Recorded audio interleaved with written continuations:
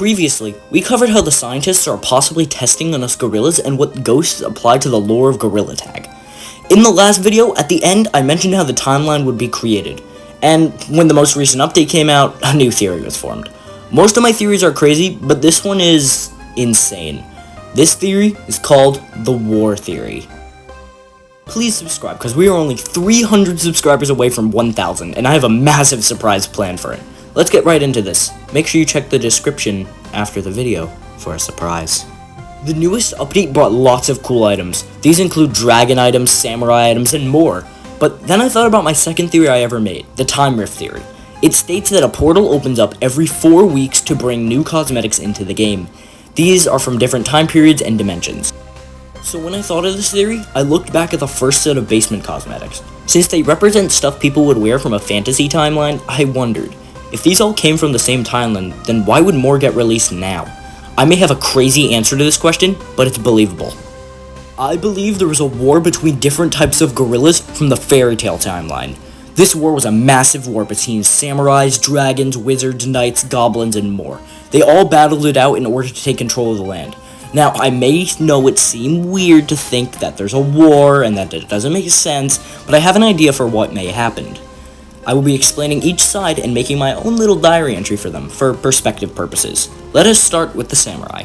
A samurai is a military officer and warrior who fights in war. They usually have beautifully designed armor and wise battle skills. Their armor can range in colors, from black to red to silver. The armor is very heavy and they have lots of protective pieces in order to fight back. For the gorilla tag samurai armor, it is black with slight strands of gold and a golden banana for the helmet. Occasionally, in the guerrilla war I will name later, they would wear red oni masks and use desert spike bows and arrows to defend themselves. Now, for the first diary entry of the samurai. The war has been difficult. Us samurais are getting really tired, but we continue to oppress the other sides. The first few days we easily wiped out the goblins with our strength, but the wizards and knights were harder to handle. We would thank the dragons for helping, but we would never thank our enemies. A goblin is an ugly, mischievous elf who usually fights wildly, swinging random items such as wooden clubs or random swords. They tend to be messy and wild, usually in a large camp made by other goblins. They like to take control of areas wildly and would hurt anything that got in their way. The gorilla goblins would tend to take armor from the knights and weapons as well, since they wouldn't be able to fight without them. Though they make weird, loud noises, they can write using their sharp claws. Few goblin we have left. Stupid samurai and dragon help beat us. Nobody want to be our friend, so we have to find another way to kill all. Me think all goblin main target. Wizards, witches, warlocks. All powerful people who use magic to their advantage and have powers like never before. Whether they wield a wand or a spellbook, they can easily do some damage. They can cast magical spells such as fire, water, poison, you name it. Most wear long robes or have long white beards with a pointy hat.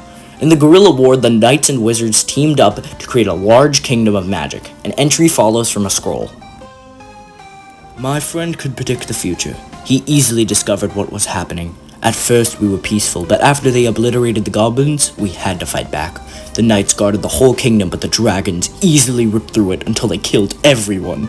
Only a few of us remain, and we had to resort to going underground. Spells are harder to cast without our wands. Dragons are large beasts with scaly features. Large wings allow them to fly in the air. Large tails can smash down anything in their path.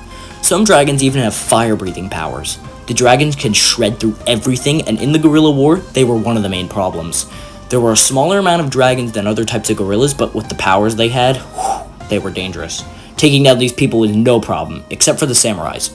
Some dragons can speak while others cannot because of their fire-breathing ability. The war is easy. The goblins were killed in almost a day, and the wizards and knights were eradicated in a few days. We took over the kingdom, and the samurais are trying to sneak attack us. Luckily, there are only a few groups left in this war. There are a few groups left which I call the Outcasts. These people are small tribes who have no place to live. These include barbarians, elves, and peasants. Barbarians would roam the land hunting for food and would fight anybody. They were killed off quickly by the dragons. Elves are small creatures with pointed ears and some fighting skills. They were stomped out by the goblins. Peasants sometimes found their ways into different groups, such as the castle with the knights and the wizards. Some made it to the barbarians as well. The rest were rejected by many others. Only the strongest made it to the samurais. Now, how do I believe this war went? Let's start with the goblins. They wiped out the elves after finding their base. Then, the goblins were killed by the samurais and dragons. Barbarians were killed by the dragons as well. Then, the dragons took over the knight and wizard castle, causing many to flee, and finally, the dragons and samurais battled it out. Now, this war was very long because of this last battle. The reason I believe the goblins, knights, wizards, elves, and barbarians were wiped out first is because they appeared in the first time rift. Then, the rift brought it over to our timeline. Now, for the conclusion, the dragons and samurais fought for a very long time. So long, a new group was formed, fairies. They supported both sides, causing them to be much stronger.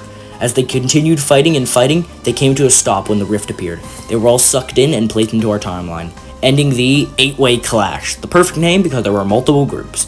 I say this a lot, but this may have been my craziest theory before the timeline, and yes, this will be on the timeline. But as we end this, I want to say please subscribe, because it took me a while to make this video, and the timeline is next, I promise. The end is near. Be prepared.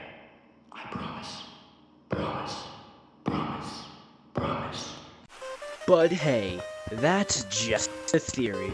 A gorilla tag theory. Thanks for watching, and subscribe.